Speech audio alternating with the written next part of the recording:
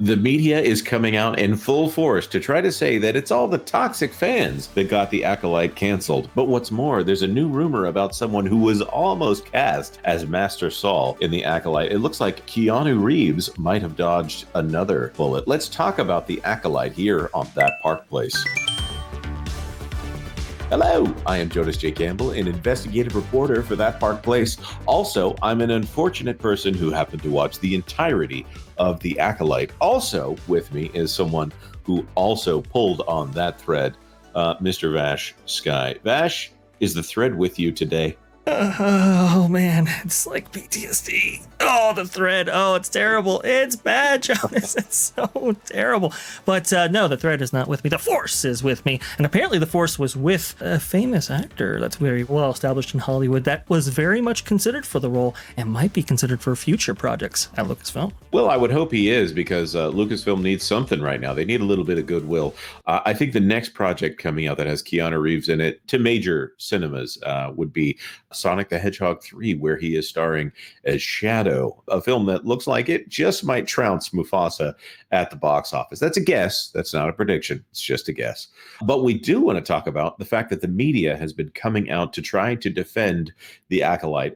Stories out of IndieWire and Empire, all talking about how this was the Star Wars show that Star Wars needed because there was too much Star Wars in Star Wars. And if they cancel a show that's Star Wars that isn't Star Wars, then the fans are going to assume that the next show they're going to get some Star Wars. And that's not what people want here. What they want is coverage like this. Paul Tassi from Forbes, the Acolyte cast, speaks out about its cancellation, and they're not amused. Paul Tassi, senior contributor over there at Forbes, by the way. There's Saul.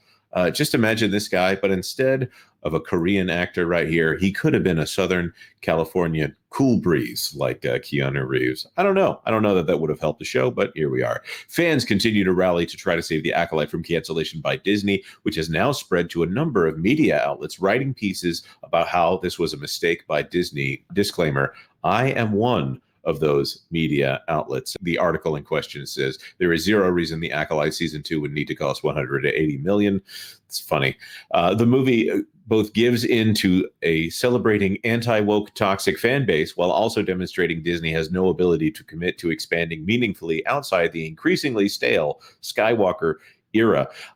They have done nothing with the Skywalker era, in my opinion. The sequel trilogy, they really didn't do anything with Luke Skywalker in that. He wasn't in the first one. He died in the second one, spoiler alert. And then he just shows up in the third one to say, I don't know, kid, go save the day.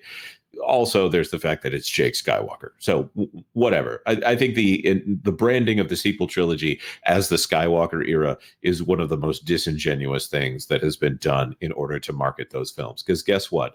In the end, Leia dies, Luke dies, Han dies, Chewbacca gets a medal and misses out on a hug. I suppose I need to give Chris Gore a little credit here as I'm saying this. But essentially, the granddaughter of the evil villain from the original films, she seduces a member of the Skywalker bloodline, even though he's a Solo.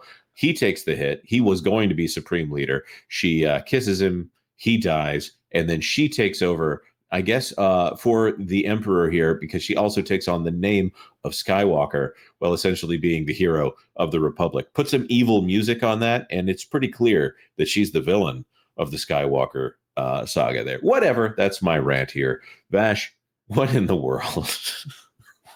Bad. Forgive me. I could rant about the okay, I'll admit, I like 50% of the sequel trilogy. I say that and people usually go, what? You like The Force? I did like The Force Awakens. You know what made me dislike The Force Awakens? The Last Jedi and The Rise of Skywalker. Mm-hmm. The Rise of Skywalker is a rushed mess, and they know it. Anyways, we're here to talk about the Acolyte.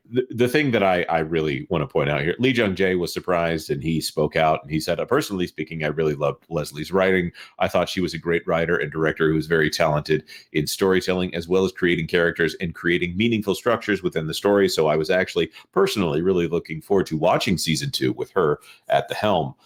That's very nice of him to say. Also, I don't think he wants to wage the American culture war. He seems to be unscathed by the American culture war, by the way. He's got the Squid Game to keep him warm in the coming weeks here. But then there's Rebecca Henderson, who didn't just play Venestra Rowe on the show. She's also married to Leslye Headland as its showrunner. While she did not comment directly, she posted a number of stories clipping things like Rolling Stone's story about Star Wars being able to survive its worst fans, and a tweet about which part of the Disney fan base Disney listened to and how Disney should stop caving to pressure and stand your ground. Okay, I'm just going to say this right here. Disney does not listen to their fans in any way. If you've been following the last 4 years, 5 years of Star Wars, Disney does not care what their fans say in any way whatsoever. There's been a few brief moments here where maybe we can be gaslit into thinking they care. No, not at all. Vash, tell me more, please. Yes. So I find that comment, that article, can the best of Star Wars survive the worst of its fans? It's an interesting idea, because I know they're talking about the haters, you see, and the people who they'll say grift off of this and all this kind of stuff. But it's like, when you really analyze that, are the worst of its fans the people who apparently hate the franchise, or are the worst of its fans the people attempting to take Star Wars in a direction that is completely unsustainable for a franchise of this scale? One could look at that both ways, I suppose. But it's criminal what Disney has done with this franchise. Again, it was valued at almost $4 billion. At least all of Lucasfilm was. Large percentage of that being Star Wars as part of that purchase back in 2012 now. And when you look at those 12 years or so, I mean, is Star Wars in a better place than where it started? I would arguably say no. I mean, look at the film slate and so forth, how that has been slowed. The Star Wars series have been very, very mixed, Jonas. I mean, Mando seasons 1 and 2, I think, are the best things on the Disney Plus platform. Obviously, Andor has its fans, but everything else either hasn't been received glowingly or hasn't performed up to the standard that it should, especially with it connected to such a golden brand that has endured for 50 years now. I mean, it's a very sad state that Star Wars finds itself in. Also, too, on the merch side of things. The merch side is very interesting to me, because that really tells you the long, outstanding commercial appeal of the Star Wars franchise, and them maybe taking down a large majority of the Acolyte merchandise from the Disney store. And also, too, Jonas, at the same time this is happening, remember The Lion King just usurped Star Wars as being the third theme at the Paris park over there at Disney Adventure World? It's true. That's a big deal. These kind of incidents in which Star Wars is not being treated like the brand that it was once valued as, and that's most unfortunate. Yeah, and I also want to point out, and maybe I'll toot my own horn here as I say this, a tweet from me of all people here. What if I told you that the people who hate Star Wars are actually the people who love Star Wars? This from August 29th, obviously August 29th of last year. I can't even remember what was going on in Star Wars at the time. Maybe it was Ahsoka.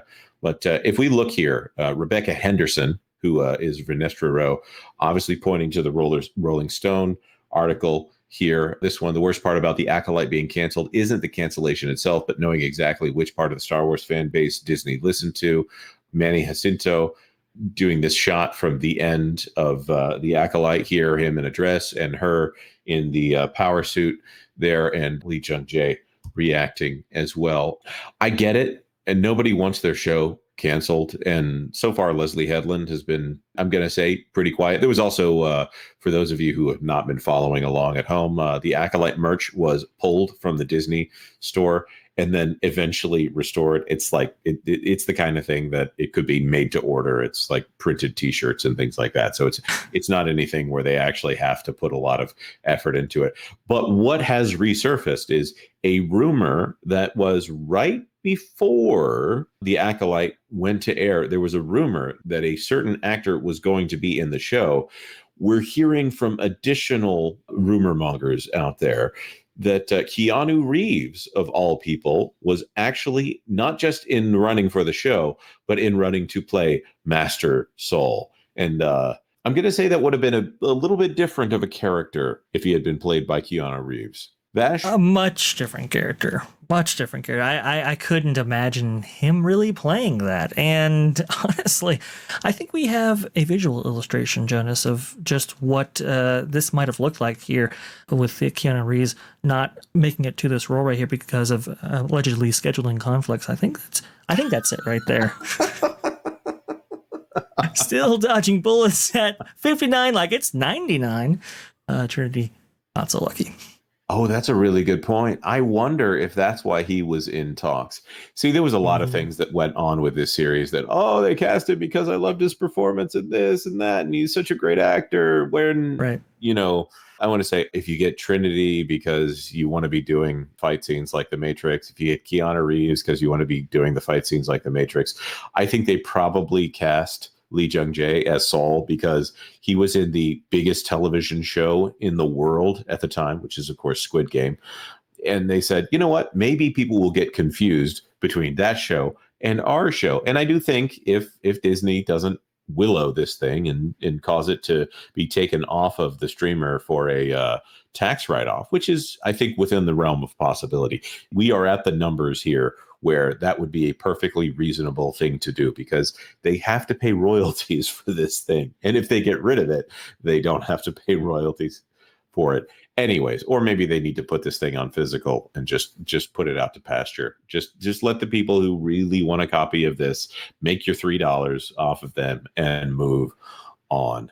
I do think that Keanu Reeves dodged a bullet on this one. He continues to be a bright and shining person out there in Hollywood. Vash, is there anything we need to add before we wrap this thing up? Just that apparently Lucasfilm is interested in maybe casting Keanu Reeves for a future Lucasfilm project, whatever that might be. I could see him being a Jedi, but hopefully he's part of a series or a film that is far better executed by its creators. Acolyte is unfortunately not an example of that. And like Leslye Headland has said before, if this thing fails, it's on me. Well, guess what, Leslye? Here we are, and definitely not going forward with a season 2, which is, I think, is in the company's best interest at this point. And we'll just have to see what Star Wars brings. I think it was recently confirmed, too, that Dave Filoni and Jon Favreau were co-writing Mandalorian Grogu. I think that was in a Hollywood Reporter interview with Dave Filoni very recently here. So hopefully we can see better things on the horizon, but not a lot to look forward to in the days ahead. I totally agree. Of course, we want to throw this to our commenters. Do you think this show would have been improved by having Keanu Reeves, by having Theodore Logan in The Acolyte? Let us know in the comment section down below. Of course, like this video if you like this video. And as we always say at the end of these videos, be excellent to each other. Thanks for watching That Park Plays News. For more information, consider checking out www.thatparkplace.com. And don't forget to subscribe, share, like, and send this out on your favorite social media accounts.